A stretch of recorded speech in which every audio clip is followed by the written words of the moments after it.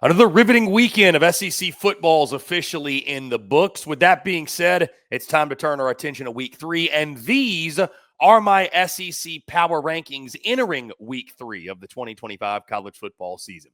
Hello, everyone. I'm Chris Phillips of SEC Unfiltered. Appreciate each and every single one of you tuning in. As always, make sure you like, subscribe, turn on notifications, check us out via podcast, wherever you get your podcasts. You can also find us across all social media platforms, as well as our website, secunfiltered.com. And as always, we are powered by our friends over at FANDUEL. Visit FANDUEL.com/SECU to join today and get started with $250 in bonus bets when you win your first $5 bet. Once again, that's FANDUEL.com/SECU to get $250 in bonus bets today.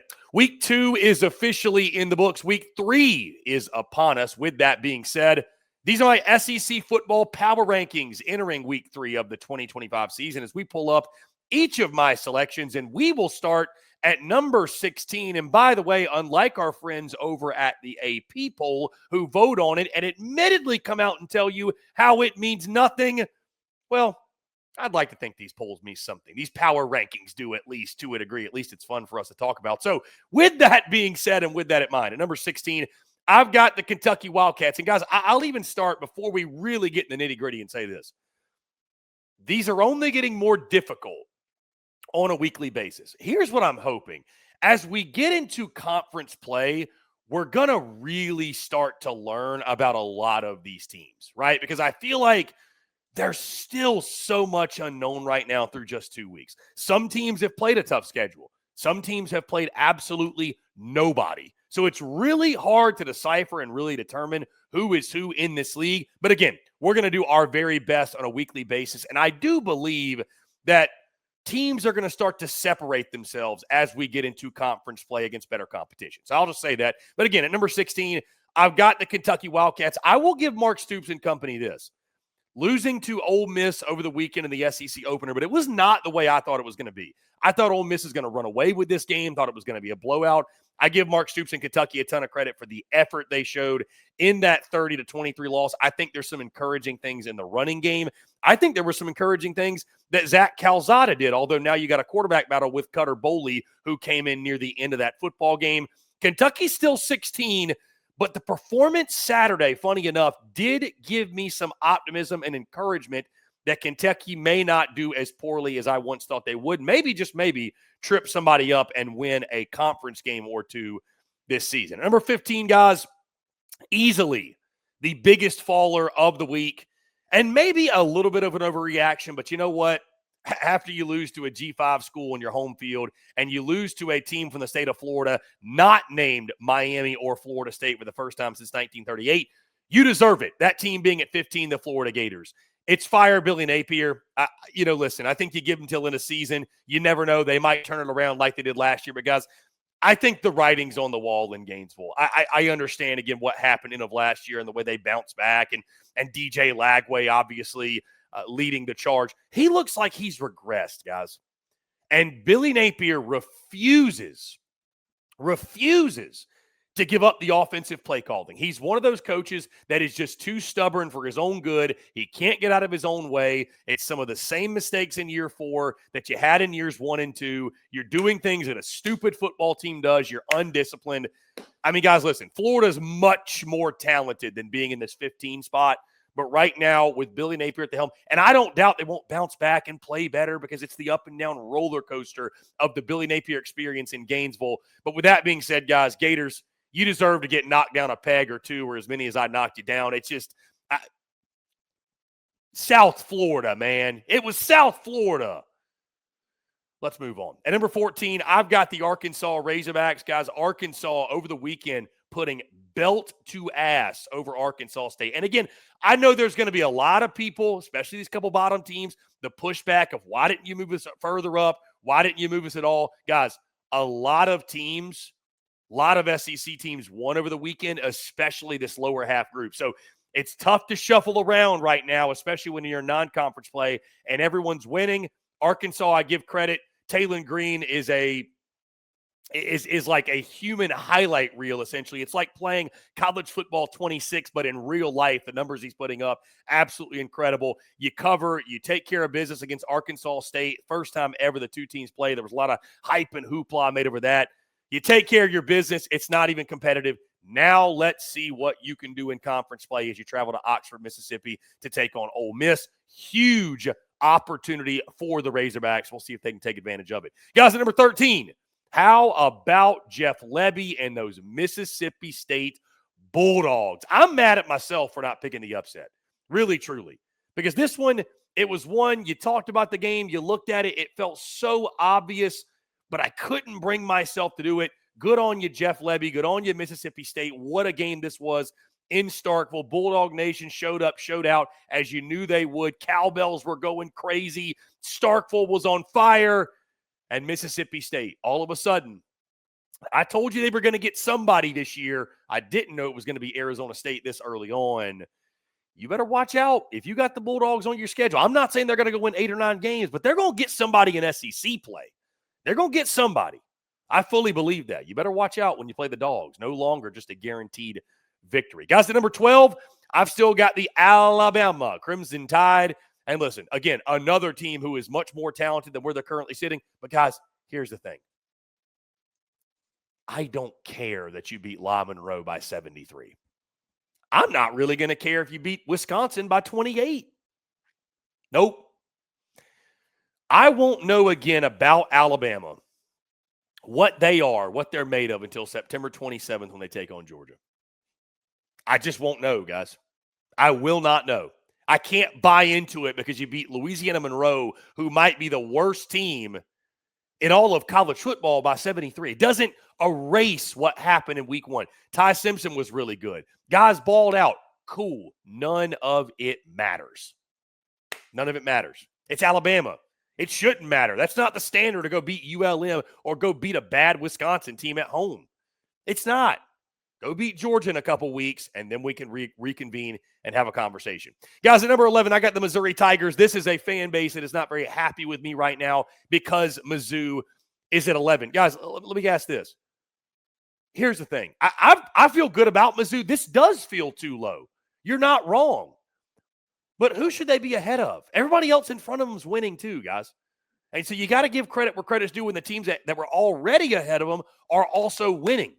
Yes, Missouri looked really good against Kansas, and they looked really good week 1 against Central Arkansas. But back to that Kansas game, you're down 21-6. You dominate the rest of the football game. Bo Prabula's him, Ahmad Hardy, and the rest of the running attack looks really good. Offensively, you look awesome. I know I got you at 11. I don't doubt you finish higher. Just need to see a little bit more. I want to see it against better competition. I'm not even going to front. I got to be honest. I don't think Kansas was all that great. Thought you should have beat Kansas. Hell, I picked you to cover. You should have beaten them. Not taking anything away. It's a big deal to win that rivalry game, but I don't think we know for a fact Mizzou's better than Ole Miss, who's ahead of them. I don't think we know for a fact Mizzou's better than Vandy, Auburn, South Carolina, A&M, Tennessee, et cetera, et cetera. Listen, it's just like every other week. You can jumble up 5 through 12, maybe 5 through 13 and put them in any order.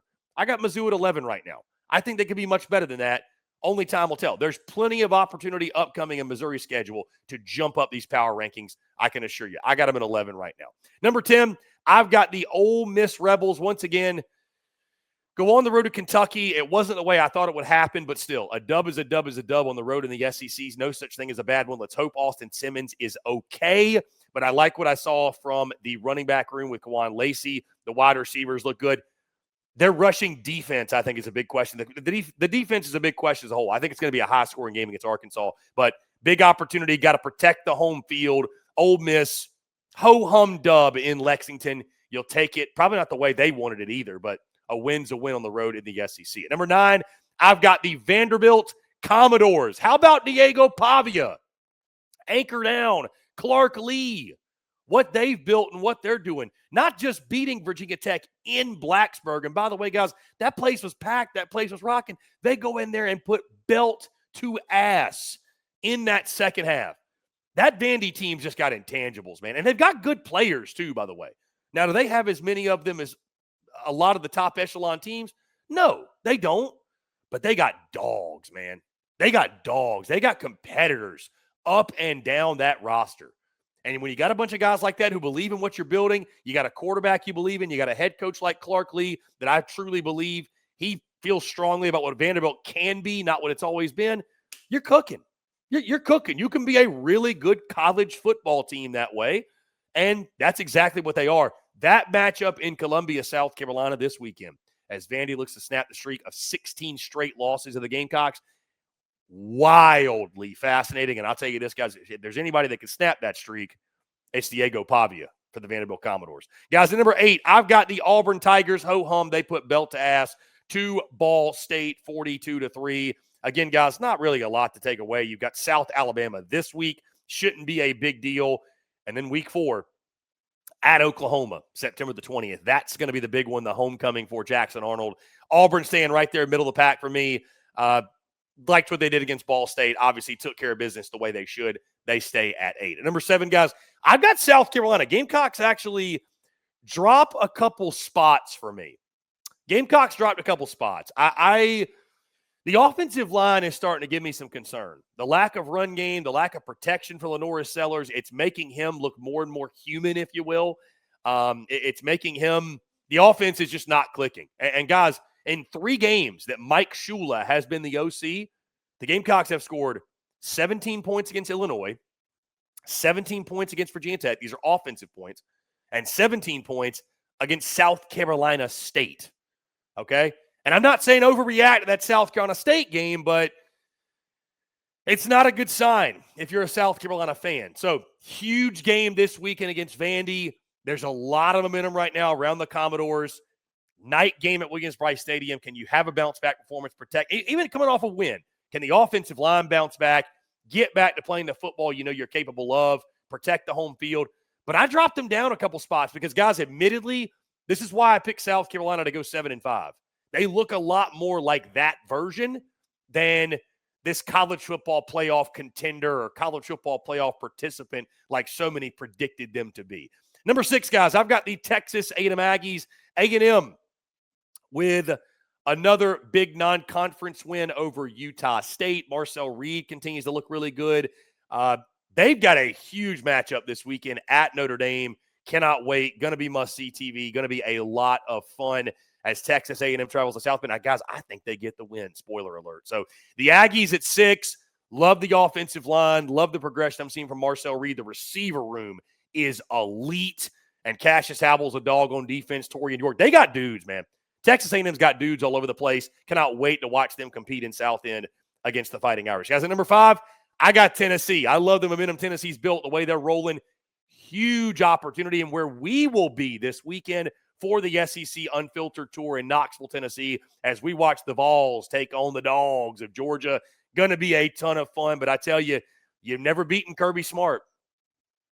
This might be about as good a shot as you've had. I mean, really, truly, when you think about the questions Georgia has coming into your house, the momentum, and I know it's playing nobody, right? And we'll give Syracuse some credit, but, you know, you take on East Tennessee State, you do score 70.